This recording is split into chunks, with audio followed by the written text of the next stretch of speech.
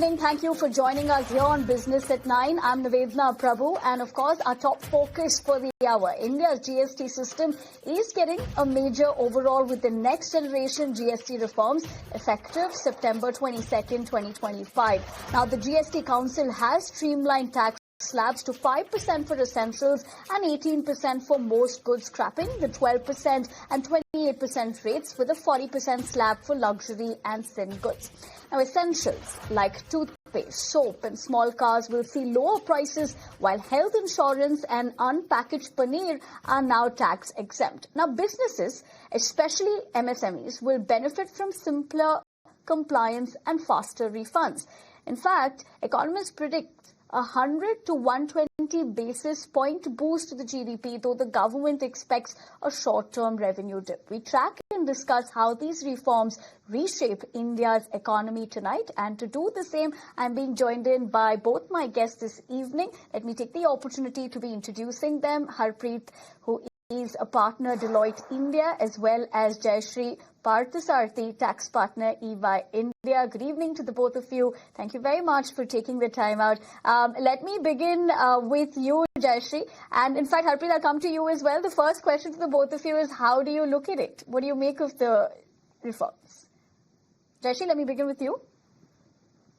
Sure. I think the reforms definitely provide the much needed streamlining and relief both to businesses and consumers. One could perhaps argue saying it is a bit overdue, but better late than never. I'm definitely confident that the government's prediction that this will boost economic activity, it will enable better consumption and overall contribute to the GDP should come true in the coming months and years. So I'm at least very, very gung-ho about the positivity that these rationalization and measures are set to bring in to our country as a whole. All right. In fact, as you look at that, Jayashree, let me also get in a word from you. Harpreet, how are you looking at this? Yeah, so before I divulge the impact on the industry, it had the biggest impact on me. Today morning, when my dear wife woke up, she said, your pocket money stands reduced because the purchasing power has increased. So come September 22, as we all know, most of the products would be quite cheap. Therefore, so on a serious note, I think it's a complete thumbs up from my side. I really believe this would provide the much required impetus to all the key sectors. And if you look at the length and breadth of changes, be it automobiles, white goods, FMCG companies, especially real estate also, because the rate on Siemens has come down. So great reform, and I really foresee the increase in collections over a period of time, and definitely consumers would benefit. Absolutely, and more pocket money, like you just put that on a lighter note. But we'll come back to the other aspect of this, Harpreet, to understand more viewpoints as to essentially how you look at this. But Jayashree and Harpreet, to the both of you, but of course, Jayashree, looking at the transition window, right? This is still September 22nd. In a sense, it is right around the corner. But from a corporate compliance perspective, how disruptive will that shift be, or how do you look at it from your vantage point? See, this is only a rate change. Of course, from a systems readiness standpoint, I think businesses and corporates will need to buckle up because, as we all know, it takes time to usher in IT changes, invoicing changes, etc. That's one part of it.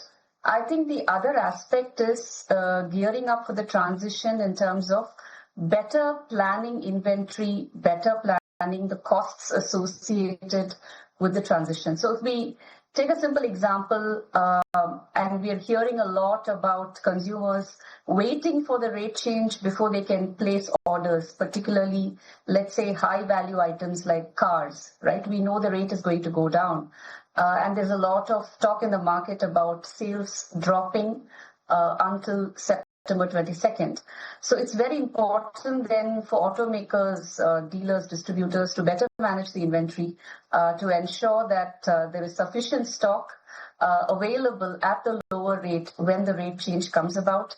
And figuring out a plan to manage the cash flow associated with the higher rate today vis-a-vis what it's going to become tomorrow. So there's a lot of prep and planning required to be done for sure.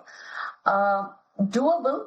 Of course, one could argue that 2 weeks is not sufficient to get systems up and about. But in India, I think we've seen multiple rate changes ever since we've had GST over the last 7-8 years, and therefore I'm fairly sure that our taxpayers are resilient enough to get this done and enjoy the benefits themselves and also pass it on to their customers and consumers. Right, and in fact, I'll come back to you on that point as to how we're essentially looking at how the consumers can make the most of it. But Harpreet, essentially, how do you look at this transition phase? Of course, Jayashree put that into perspective as to how she's looking at it, and given, the timing of this, how short that is from your vantage lens, how are you looking at it? No, so I'll only supplement what Jayashree said. There's enough and more to be done. It's for some of the companies, it's really a short window. There are some very key action steps that need to be taken. The first one would be making changes in the IT system. Depending upon how many products you sell, the rate masters, the product masters in your ERP system would require changes. Then, of course, it's all about your pricing strategy. Because while there is no anti-profiting body, but the intent of the government is that all companies should pass on the benefit of rate change to the end consumers, which means that you need to go back to the drawing board, prepare your spreadsheets, compute what is the amount of benefit that needs to be passed on, change in the discount policies. Coming on to the practical aspects, there would be requirement of relabeling, changing the sticker on the products. So you need to plan all of that depending on the inventory you hold. Similarly, your companies need to communicate. The change is wholesome, so the entire supply chain would get impacted. So as a company, you need to communicate with your vendors, your distributors, dealers, to ensure that the benefit not only passes from you to them, but it also reaches the end consumer.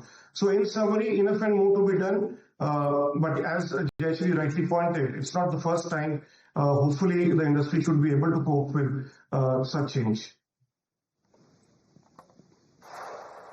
Correct. But, going back to the earlier point, Jayashree, that you were making, and of course, yes, Jayashree, go ahead. Yeah, so I was just going to make one more point. I think it's equally important that businesses manage customer expectations. So today, there's so much of headline news created saying that the rate is coming down by 10% in some cases, 13% in some cases. But, very often it may not really translate into a equivalent reduction in the price. Because like Harpreet rightly mentioned, a business in refixing the price will have to take into account multiple factors. Their ability to pass on the full benefit, other cost factors, the entire cost of transition itself. So I think the other aspect businesses need to probably manage really well in this era of social media communication by customers, etc., is how do you convincingly pass on the extent of benefit that you're passing on, explaining to the customer why it may not be equivalent to the actual rate drop that we're talking about. I just thought I'll add that one point. That is a very valid point, in fact, because then it comes to the other question or the aspect whether there are challenges or loopholes or perhaps bottlenecks, Harpreet. So I think the only bottleneck which the industry is talking about is accumulation of input tax credit. So there would be cases where, dealers, distributors have bought stock, which was liable to say 18% or 28%. And come 22nd September, all these goods would be liable to a lower rate. So long as you have the margins to claim the credit and set off it against your margins, it's okay. But there are industries where the margins are such thin that any huge credit accumulation may take years to get set off, which means that is a working capital impact. So to my mind, the transitional credit is one of the biggest things which is bothering most of the companies. Thankfully, there's a provision to set off that credit, but how soon would that credit get liquidated is $1 million question for each company. True. And talking about sectors also, Harpreet and Jayashree, just to touch upon what we're looking at here, whether it's auto, FMCG and durables, all are seeing tax relief. But Jayashree, going back to the earlier point also, of relief, will companies actually pass this on immediately to consumers or hold back to protect margins? So I think what the government has really done well is, repost full confidence in the ability of our businesses and taxpayers to pass on the benefits. They've recognized the fact that measures like anti-profiteering might have been a good measure at the stage of GST transition, but on an ongoing basis, price will need to be determined by market forces. I think enough and more hype has been created on the benefit this rate rationalization should result in for consumers, that all consumers, including me, will have a legitimate expectation that the products and services I now buy at a reduced rate should be at a reduced price. So I believe that most businesses would respond in a very responsible manner to reduce prices. And I also think that market forces will dictate a price reduction, at least, in the immediate future. Later on, it may eventually increase having regard to, other factors and costs, etc. But definitely, I would believe that most businesses would want to pass on a large part of this benefit, if not entirely, to consumers. At least that's my belief. Harpreet, what about you? What do you think? Agree with you. You made my job easier, Jayashree, but yeah. Yes, Harpreet, go ahead. No, so I completely agree with Jayashree. I think it's a great goodwill gesture by the government. We were anticipating with such huge changes, probably they will, bring back the anti-profiting provisions. So government has really trusted the industry. I think the recent increase in compliance, give them that confidence. So great goodwill gesture. It's all about self-policing, right? See, it's enough and more in the media that rates have changed.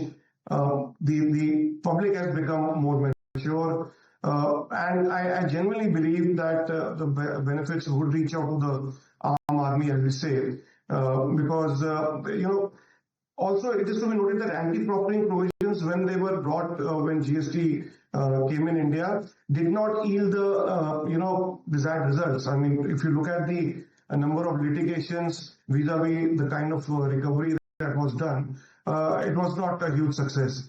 To my mind, this idea of self-policing, having trust in the industry would give the desired results.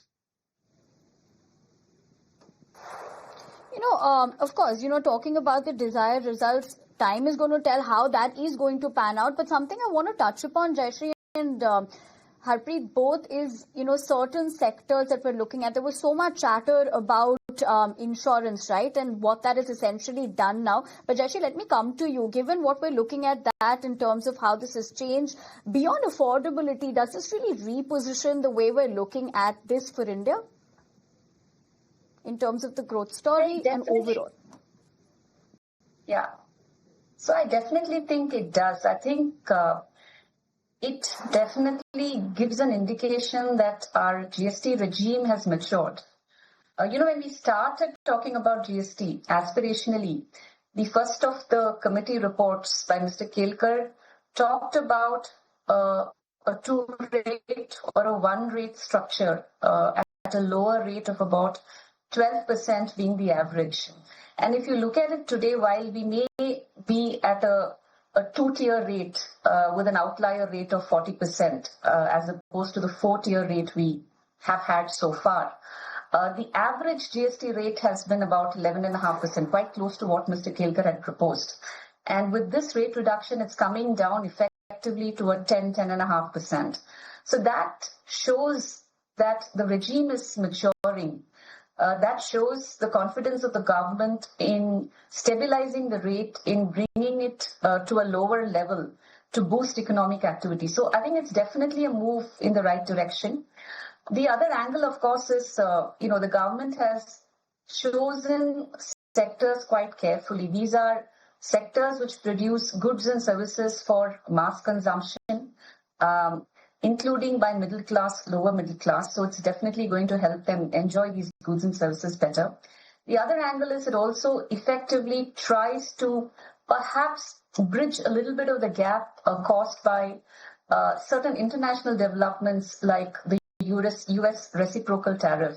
Some of these sectors where the rates have been significantly reduced do stand to benefit, both in terms of finding a domestic market and perhaps alternate export market as well. So I think definitely I feel that it's a step in the right direction and signifies the maturity that our country and our GST regime has gained in the recent past. You know, Jayashree, you make a very valid point, but in fact, when our channel was in conversation with Prahlad Joshi, the Consumer Affairs Minister, and that was put forth, whether the timing of it was, the tariff aspect, and he said no, because if the government was planning to do something of this sort, and with the way, which you also pointed out, with those particular sectors, a lot of homework was done way before, and which is why essentially it's not that, but we do understand, your point of view as to how that would help negate the situation. But Harpreet, that is a very valid point that Jayashree makes, given the sectors that we're looking at, and of course how this entire tariff aspect has panned out so far. Right, I'll just supplement to, on where India stands vis-a-vis other countries. So roughly about 160 odd countries have VAT stroke GST. And the rate ranges from, say, I think there's a country called Aruba where the rate is 1.5%, but countries like Malaysia have rates of 6%, Singapore probably has a rate of 7%, and then the GST rate goes as high as 25%, I think in Sweden, and 27% in Hungary. So India, with an average rate of 11.5%, is, up there with the developed countries. The average rate in 148 odd countries is roughly 16%. So if you're talking about 11.5% of average GST rate, I think we are at a very, very good stature vis-a-vis other countries. Also, India is not the only country to have, two-tier rates. So there were about 6-7 countries which had 4-tier rates. Now there are 28 countries which have 2-tier rates, and about 40 odd countries have 1-tier rate. So of course we would also want to go the Singapore way, Australia way, where there is just one GST rate across goods and services. But having said that, in terms of where we stand in the pecking order, I think India is up there with other countries with a rate of 11.8%. Okay, so all in all, when you're looking at those numbers and you've broken that down, of course, that helps to be putting it into better perspective. But Jayashree, let me ask you this, in terms of these numbers also, what we currently look at for sin goods and luxury items, and in that particular bracket, do you see the structure as stabilizing revenues? So let's maybe look at it a little more holistically, right? Today, before these rate changes were announced, what we understand roughly is that about 75% or so of the tax collection or the tax revenue on account of GST was coming out of products which were goods and services taxed at the standard rate of 18%. And that's really not changed by and large. In fact, a very small portion, about 5-6% of the goods were attracting 28% of that. Some have moved to 40%, some have moved down to 18% from 28. So that constitutes almost about 80-85% of the entire tax collection. Then, of course, there is some rate movement downward where the 12% category, which is another maybe 5-6% of the revenue collection, coming down to 5%. Now, if we therefore look at it, yes, therefore there probably is going to be a slight dip in the revenue collection, and which is what the government has indicated. But really, the point is that 80% of the revenue collection is stable, and that's not going to change because the 18% rate kind of remains where it is. So with increased compliance, as rightly pointed out and predicted by the FM in her speech yesterday, as well as and unfortunately, I have to interject you activity. there because you're also running into some sort of a technical issue with your line. But on that note, I want to thank you as well as Harpreet Harpreet Singh, thank you very much for joining us on the show this evening, sharing with us your perspective as to how you're essentially looking at it. But only time's going to tell how this is going to pan out in true sense for the consumers. But having said that, we continue to put the focus as far as the GST rationalization is concerned. Let's tell you how. Given the aspect of how the abolishment of the compensation sets across the auto sector may be music to the ears of auto component manufacturers that are bearing the brunt of President Trump's trade tariffs, but a period of degrowth could actually be in store for the auto component sector unless these tariffs are rolled back in at least 6 months from now. At least that's the word coming in from auto components major, Chennai-based J.K. Fenner, in this exclusive conversation with ET Now's Jude Sanit. I'll leave you with that. Thank you very much for joining us this evening. The upside will happen in the two-wheeler in at least 5 to 6%, and in the vehicles it will at least 3 to 5% upside than the normal growth that we were expecting. This is very good because we were expecting only a growth anywhere between 3 to 5%. Another 3 to 5% addition means practically it is going to double. Okay. That's very good for us. And to some extent, definitely this will also compensate the Trump tariff that we are facing, which is getting affected our exports in a big way. Okay. And if you could just talk about this Trump tariffs for a bit. Yes, there is an upside and you're saying it will offset, but what exactly was the extent of the Trump tariffs? You are a 1,445 crore company by way of revenue. What was the impact of the Trump tariffs that you were taking upon yourself for all this while, particularly before the GST reforms kicked into place? 50% of my exports to America has got affected right from the day Trump has started announcing that he will charge us more. So this is a big impact for us because this is equivalent of 10% of my revenue. And the tariff is 50% on my components. Earlier it used to be less than 2%. So 2% to 50% anywhere, definitely it gets affected.